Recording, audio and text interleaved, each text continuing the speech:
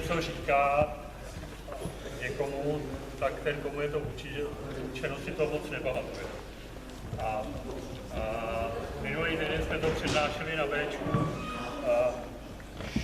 Retence přednášky samotný je mezi 0 a 10%, že to třeba za měsíc si budete pamatovat. Na druhé straně 90% přibližně je paměťová retence, když někoho něco učíte. Z toho pohledu jsme tady ve velmi nerovném postavení, protože už z tohohle principu já si z toho budu pamatovat víc než vy. Jo. Já se snažím vás učit a vy, když mě budete poslouchat, jak to bude málo. Takže věc, která mezi těma 10 a 90% jsou takový ty, když nejenom posloucháte, ale když se na to taky díváte, tak se dostanete třeba na 20%. To je to, kde jsme teďka, je na mě ještě vidí. Ale na vyšší retenci paměťovou se dostanete, když to člověk začne sám dělat, anebo když začne sám opravovat chyby, když do toho ví. A to je to, k čemu bych vás chtěl dostat, protože bych byl oprávněný, kdyby tady půl něco povídal, abyste si to nepamatovali. Takže vás budu velmi nutit po tom úvodu, aby ty cvičení, které tady budeme zkoušet, abyste si šli k těm dětem, k těm hráčům a abyste se na ně dívali, abyste je opravovali a případně, kdo jste schopni, abyste si to sami vyzkoušeli. Protože když si to cvičení sami vyzkoušíte, tak jako ten pohled na ně je úplně jiný, než když jenom tady přijde nějaký barda a začne to je k ničemu. Téma na to dopoledne je kondiční příprava dětí a mládeže.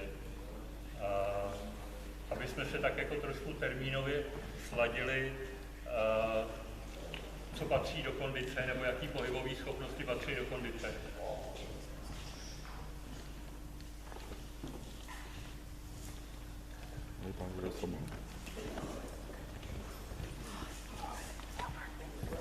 Rychlost, obratnost, vytrvalost a jedna asi z nejdůležitějších, nebo nejdůležitější.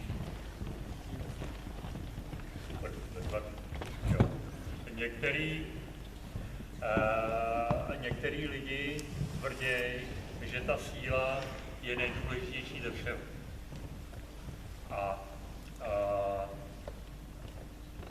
Souvisí to trochu s tím, že nebo takhle, co můžu začínat nejdřív s těma nejmenšími, z těch 4 věcí. Síla, rychlost, vytrvalost, obratnost. Obratnost, bezvadný. Co dál? Rychlost, bezvad. Co dál? Já bych to možná otočil. A ta síla, vlastně, a budeme si o tom povídat, ta síla začíná úplně od spodu. Vytrvalost u těch dětí, upřímně, doufám, že mě neuslyší nějaký velký teoretik, ale můžete se na ní skoro vykašlat. Protože přenos, když budete dělat rychlost, tak přenos z rychlosti nebo z rychlostní vytrvalosti do té aerobní vytrvalosti je minimálně stejný, jako když budete běhat 3/4 hodiny kolem rybníka někde. A ty děti to nebaví a je to vlastně skoro času. Takže moje doporučení, trénujte nebo hoňte vytrvalost tím, že budete trénovat víc, že budete někde blbnout v lese nebo na louce, nebo že uděláte něco jiného, ale na takový ty nezáživný, jakože někde dlouho běžím, na to je čas. Udělejte nějakou hru v lese s hledáním, nebo jděte koupat, nebo si zahrajte vodní polo v rybníce, nebo něco takového, ale takovou tu vytrvalost tím běháním, na to je dost času. Věc, kterou bych chtěl říct, a jsem měl kliku, že jsem asi v lednu, že jsem absolvoval nějaký školení v Polsku, kde jsem přednášel tam taky Paul Andire z Francie, člověk, který vlastně postavil celou tu generaci těch francouzských chlapů a začal s nimi dělat někdy před 15-20 lety. A měl tam úžasné cvičení, tak hned se mě do toho taky zahrnul. Plus věc, kterou v posledních měsících nebo roce a půl se domlouváme s panem profesorem Kolářem, který se stará o takový ty Jágra a Berdycha a tyhle ty lidi, který nabídl trenérům pod Českým olympijským výborem, že jim dá prostě nalejvárnu pro trenéry. A tak se pokusím to přetlumočit ty principy k vám, abyste věděli, proč se tyhle ty věci dělají. A je to založené hodně na tom, a určitě, kdo tady má děti, jako vlastní děti, tak dámy budou sekundovat, že spousta těch věcí, které je zapotřebí silově dělat z mládeže, se odvíjí od vývoje dětí od narození do 12 měsíců. Úžasný. Pan profesor Kolář tvrdí, že dítě, když se narodí, tak ten pohybový model má v sobě. Ten je vrozený. A akorát tím, že se nehejbeme, nebo že jezdíme a vozíme ty děti autem, tak prostě ho nerozvíjíme. A že když postavíme posilování a zvyšování kondice na tomhle modelu, tak je to nejpřirozenější, aby se ty děti mohly vyvíjet i potom kvalitní hráč. Hlavní zádrhel je, že my trénujeme házenou. My se snažíme vybudovat nějakou funkci na nefungujícím těle. To tělo nefunguje, není dostatečně silný a pak jsou z toho takový ty, jedna ruka silná, druhá slabá, děti, které se neumějí odrazit z druhé nohy, protože já jsem přece pravák, tak se odrážím z levý a na druhou stranu vůbec nejsem schopný ten pohyb udělat. Takže to je ten základní princip. A úžasný na tom je, že to nejsou složitý věci, že se ty věci můžou dělat v hale, ale můžou se dělat doma v obejváku, nebo můžou se dělat někde na chodbě. Není to složitý, ale chce to nějakou disciplínu, jako všechno, co má mít kvalitu. Takže máme, jak se vyvíjí dítě. První, co začne dělat, pro mě to je začne křičet, jo, ale zvedá hlavu. První rozvoj pohybový je nejdřív vás začne sledovat očima. Potom, když se mu daří fixovat něco očima, tak zatím začne otáčet hlavu. Pak se snaží na to sáhnout. Pak leží na zádech a má takový zvednutý nohy, který si takhle chytne rukama, když se takhle dívá okolo sebe, pak se začne otáčet. Co začne dělat po otáčení? Les, super, bezvadný. A to je kolikátý měsíc? Majoko, super, 7. Jo. Takový to, že najednou zjistí, leže na zádech, že má nohy nad sebou, jestli je takhle čapne, tak typicky to bývá 6. měsíc. A když zjistí, že má nohy, tak si řekne, k čemu bych je mohl používat. Takže líst, co je polezení? Začne se zvedat, to je takový to, že jo, všichni jako na 4 a pak se zkusí za něco chytit. A řekněme, že kolem těch 12 měsíců, že by to dítě se mohlo postavit a začít nějak jako cupit. Tohle, co se vám řekl, je ten model posilovací. A ten hlavní zádrhel spočívá v tom, že dneska všichni mají televizi, spousta dětí má počítače, ještě víc dětí má telefony, tablety a takovéhle věci. Takže to, že tohleto dřív ty děti prošly a lezly prostě někde a pak když začali běhat, tak začali běhat a začali hledat, co by mohli sebrat, ukrást, na někoho hodit, prostě takový to normální blbnutí, který velká část nás, minimálně ty starší, zažili velmi bohatě a šlo to pak do toho, když už musím do školy a vrátím se ze školy, tak hodím tašku do rohu a zmizím dřív, než mě doma chytnou, abych vydal nádobí nebo vykydal králíků nebo něco takového, tak zdrbnu a blbnu prostě někde s ostatníma. Tak dneska málo kdo zdrbne a prostě vytáhne si ten telefon nebo tablet a v té souvislosti možná se to měli příležitost vidět, tenhle týden to bylo někde v televizi, že už u studentů středních škol zjišťují doktoři nárůst bolesti hlavy, které jsou způsobený tím, že každý kouká takhle dolů a tadyhle si něco mačká. Což je celkem neuvěřitelný. Ale další efekt je, že máme diabetiky, kterým je 15 let a máme lidi po infarktu, kterým je 24, protože prostě ten pohyb není. A to je to, co nám chybí a o čem se budeme bavit. Takže ten začátek úplně je pokusit se spravit to, co naše civilizace rozbila, to znamená, aby to tělo principiálně fungovalo, než začneme dělat házeno. Slyšel někdo o pevném středu těla, core a takovéhle věci, jak se to teďka jako modně nazývá?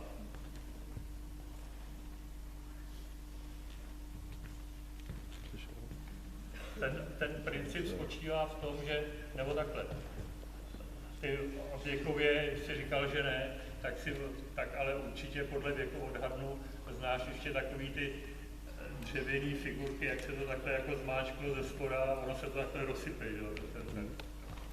Tak to je člověk. Jo? V tom těle normálně má být nějaký napětí, který to tělo drží nejdřív zdravý a potom pevný, aby se mohlo hýbat, aby prostě přežilo. A když se to takhle zmáčkne a ten tah, to napětí tam není, tak se to prostě rozsypá na čůru. Takhle funguje člověk. Na to, abych mohl udělat rychlej pohyb, ať už nohou nebo rukou, tak ta ruka se musí o něco opřít. Kdybyste lezli, nebo je tady někdo, kdo dělá fyzioterapii, kineziologii nebo takovýhle věci nějak? Není. Tak. Na to, abych mohl udělat pohyb, tak ta ruka se musí o něco opřít. To něco musí být pevný. Když to nebude pevný, tak ta ruka váží, nevím, teď si vymyslím, 12 kg. A když chci, aby tehle kus šel nahoru, tak tehle kus bude dolů. Když to tělo nebude pevný a budu chtít udělat rychlej pohyb třeba v brance, tak neudělám tehle pohyb, ale udělám tehle pohyb. Protože těch 12 kg, který potřebují jít nahoru, to tělo neudrží, takže proti tomu vstup. To samý s nohou, akorát ta noha je těžší. Ta noha má, nevím, 18 kg, nebo něco takový. Takže v podstatě jakýkoliv pohyb, který děláme běžně, závisí na tom, že ten prostředek je pevný. A kdo má problémy s zádama? Já se k tomu hlásím. Bylo by nás tady asi hodně. Prosím? Dneska ne, ale jindy. Dneska ne, jasně, protože dneska není lezavo, že jo. Ale až bude 3 dny pršet a bude kolem 0, tak... Takže jeden z těch hlavních problémů je, že to tělo není pevný. A víte, jak vypadá páteř, že jsou to prostě obraze, které jsou naskládané nad sebou a oddělené plotníkama. A ty by měly držet celou tu váhu.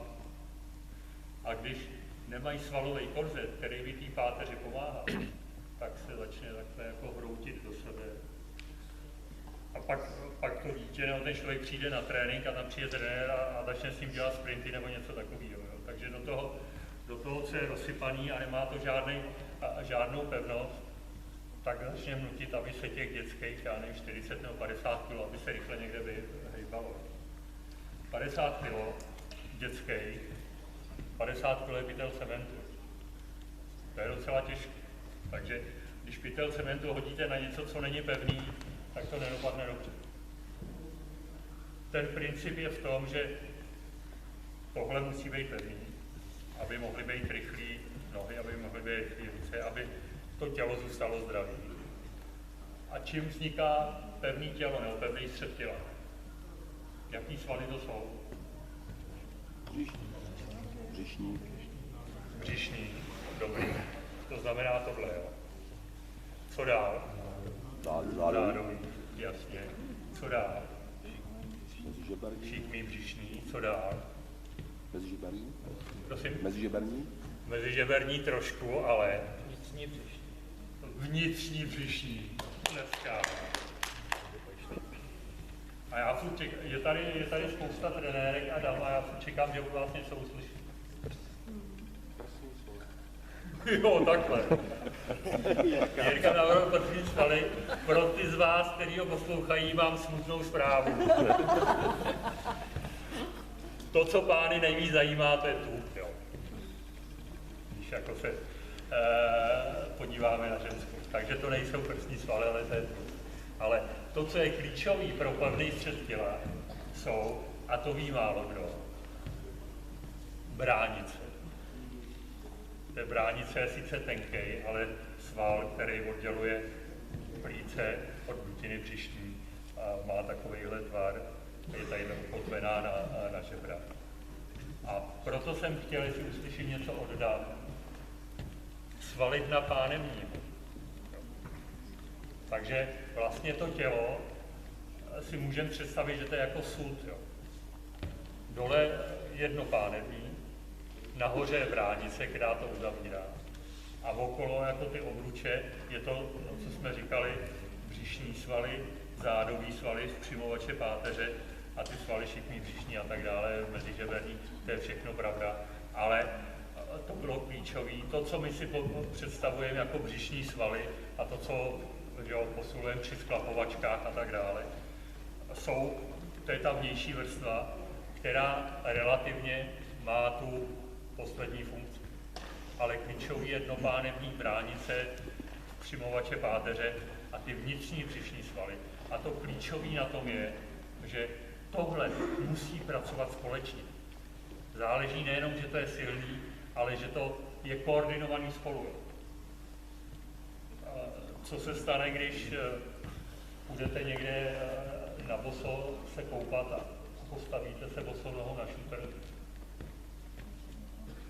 Člověk cukne, jo, to bolí. Málo kdy sebou člověk praští na zem. Prostě, i když vlastně ta noha, která vás drží, dostane impuls, že má uhnout, tak to tělo to udrží. A udrží to proto, že ten střed těla je pevný, že udrží zbytek toho těla až nahoru. A celý je to řízený čím je řízená rovnováha.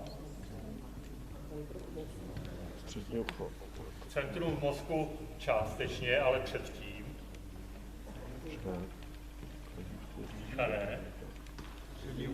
Střední ucho, supervestibulární systém. Jo.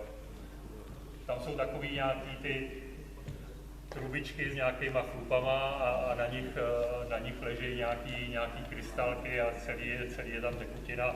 Podle toho, jak držíte hlavu, tak ty krystalky tlačí na ty chlupy nebo na ty vlátníka na jedné nebo na druhé straně, dává to signál do mozku, podle toho člověk pozná, že stojí zpříjmení.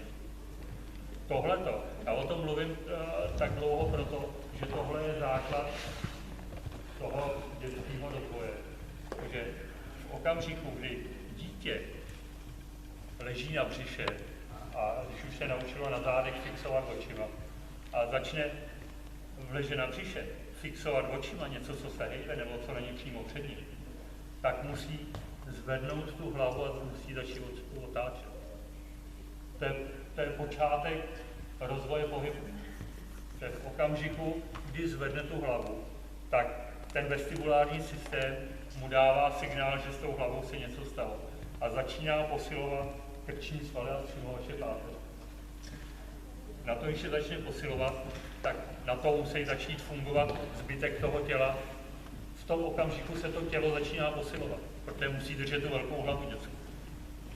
A takhle to funguje dál. Takže rozvíjím to ještě o kousek. Proto, aby jsme mohli dát rázeno, aby jsme byli rychlí, aby jsme byli silní, potřebujeme pevný střed těla.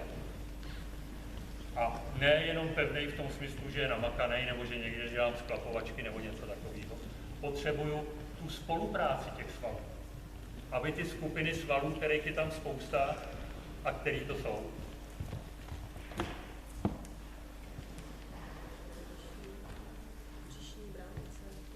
Bránice, dnopánevní, břišní a zádový, aby tohle spolupracovalo, aby tam byl dobrý timing, aby tam byla dobrá koordinace. To je klíčové. Takže na tomhle budete si ho pamatovat. Jestli jo, tak to můžeme zbalit a jsme hotoví. Protože Kdybyste si pamatovali tohle, tak jsem šťastný a bylo to dneska bez vás. No to je... Tohle je klíčový.